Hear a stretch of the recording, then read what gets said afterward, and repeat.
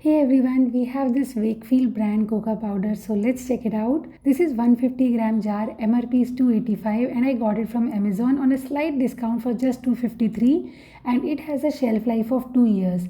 It comes in a plastic jar and the color is rich, dark chocolatey.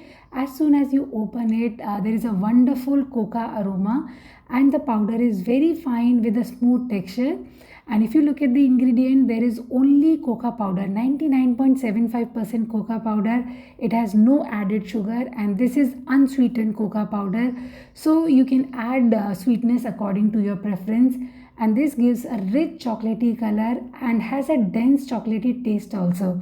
You can use it in many ways like in your chocolate cake, brownies, cookies, and you can make market like milkshake, hot chocolate for kids. You can also make pancake using this. Overall, Wakefield is a very old and reliable brand. Cocoa powders are generally a bit expensive, but for 253 150-gram jar, it's definitely value for money. I've put the link in the description box below. Check it out from there, and if you like the video, subscribe. Bye bye.